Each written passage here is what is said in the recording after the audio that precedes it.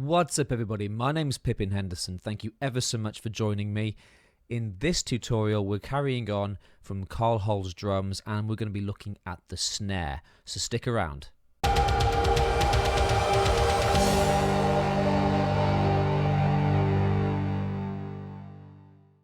Okay, what's up everybody? I hope you're all doing really well in this crazy time that we're living in at the moment.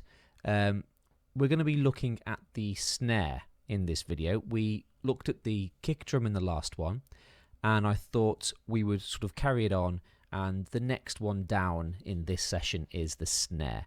Now there's nothing crazy going on, so we're not reinventing the wheel in this tutorial, but I thought it would be a good idea for you guys to see what I did. We have two snare tracks in this project. We have a snare top and what I assumed would be a snare bottom. I'm not entirely sure of the mic placement in this particular project, and I kind of just treated this particular track here, the top one.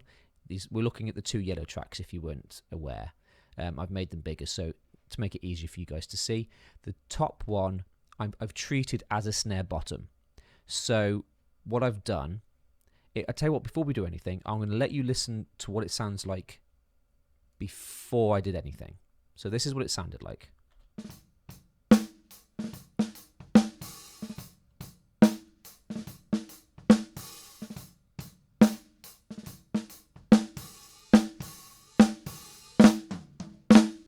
Okay, so this is what it sounded like after I did what I did to it.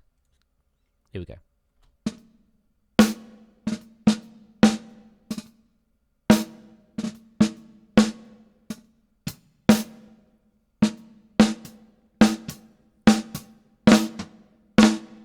Okay, so it's quite a bit different. I did quite a bit to it, but it's not like I did anything absolutely drastic, but I did a few little moves that you might be interested in. So let's start with the bottom snare. Let's see what that sounds like on its own.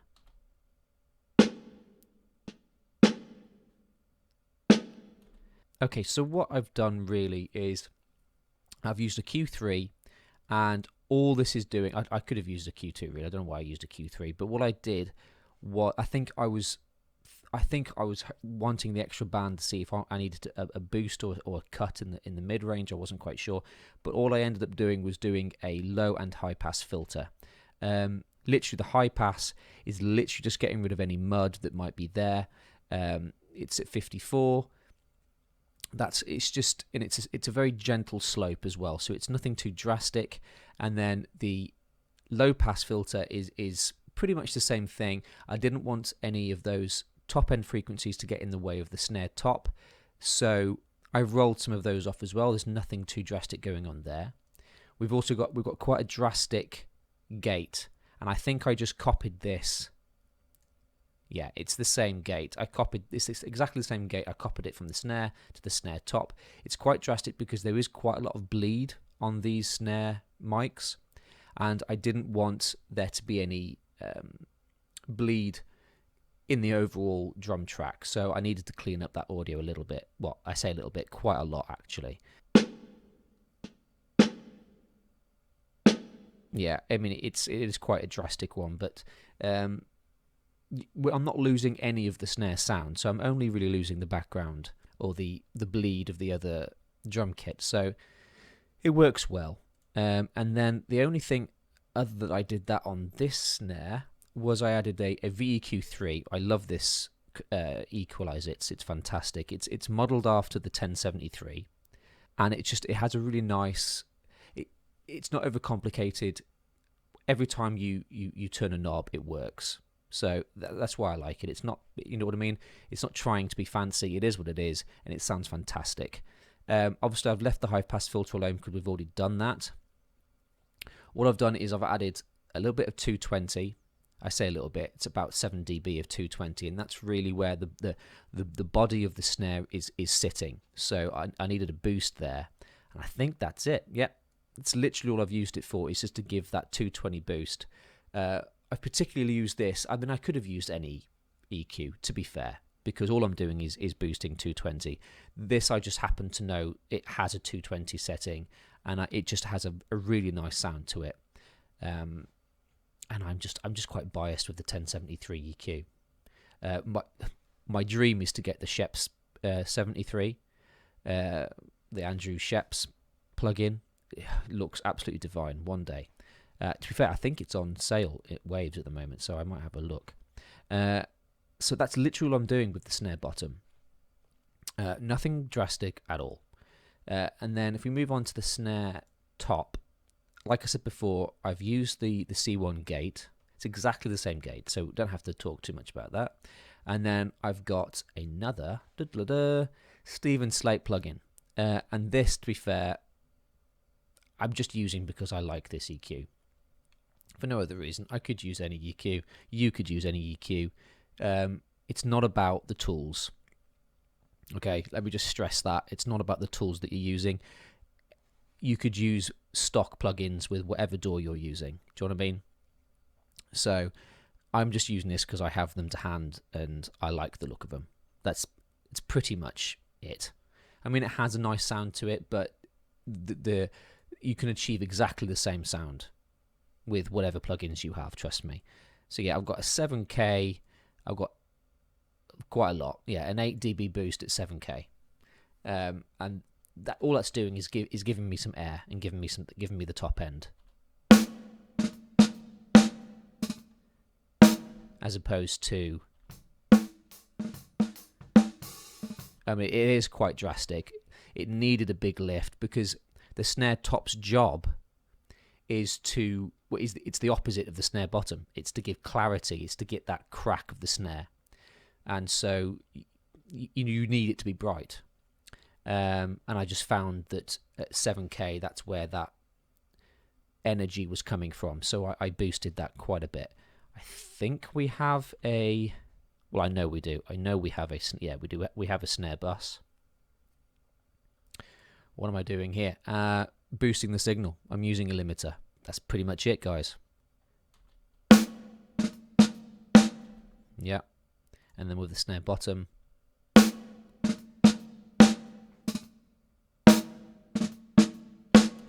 So it's as simple as that. Sometimes, sometimes it is. Sometimes the simplest things are the best things. And like I said at the beginning of this, I'm not reinventing the wheel. Sometimes when you go into a project or you're going into a mix, don't always go into it thinking, oh, I have to add this, or I have to do this, I have to EQ here, or I have to do that. Do you know what I mean? You don't have specific moves you feel you have to do in order to get the sound you want.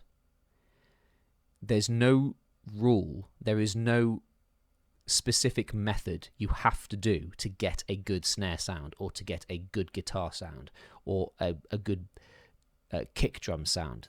There's no hard and fast rule. Yes, there's certain areas of frequencies that you can boost or cut, or whatever, high pass filter or whatever, that you can sort of, if you think that that's what it needs, you can go to and you can try it out and see if it works. But don't think that that's what you have to do every single time. Every single kick drum you get will be different. Every single guitar track you get will be different. So treat it as an individual track. Don't think of it, oh, it's just another kick drum track. This is what I have to do. I have to do this, this, and this, and this. You don't. Okay? That's not... it's not that simple. In terms of you have a checklist of all these plugins you have to throw on it. It's not like that. So treat each thing differently. Sometimes it's just a matter of whacking an EQ on and giving it a high pass. You know what I mean? And a slight boost at 60 hertz or something. If it's a kick drum, sometimes that's all it needs, and it sounds perfect because it was recorded perfectly. So just work with what you've got. And don't think you have to do certain moves because you've seen it somewhere else, So just bear that in mind. So that's literally all I've done with this snare drum. Let's have a quick reminder of what it actually sounds like, of what the actual what the actual drum kit sounds like as a whole, so you guys get an idea.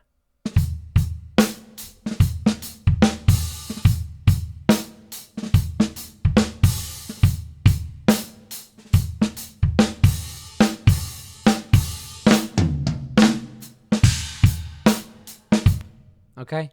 And that's how it sits in the entirety of the track. And that's how you should mix. Don't mix. I mean, obviously, there's certain things you should maybe do that you mix in solo to get like a if you're trying to get a specific frequency boost in the snare top, for instance. Yeah, solo it out, see what it sounds like, but always take off that solo and see how it sounds within the entirety of the mix, because nobody is listening to your snare drum in solo. Nobody cares what it sounds like in solo.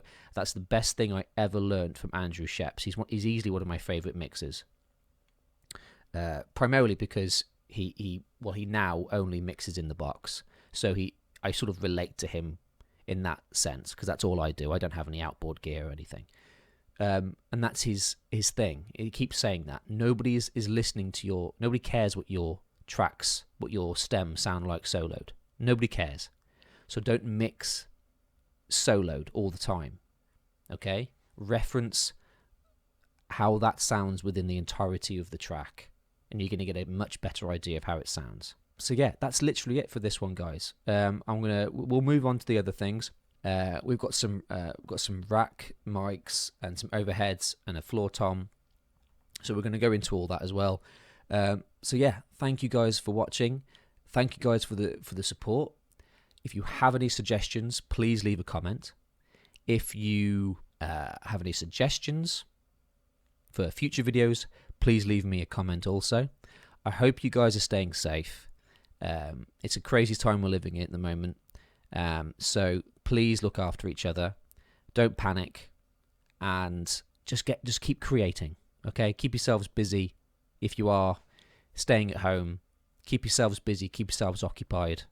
Please stay safe. Please look after each other. And thank you guys for watching. And I will see you in the next one. Please subscribe if you haven't already. Like the video. All that good stuff.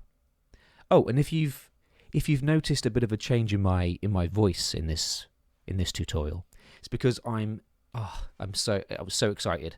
I've got a new mic. I've got the Shure SM7B. It's such a fantastic microphone. I'm very lucky to be using it. So this is the new sound of my channel. So anyway, thank you guys for watching. I really appreciate it. Yeah, and have a great day, and I will see you in the next one. Cheers. Bye-bye.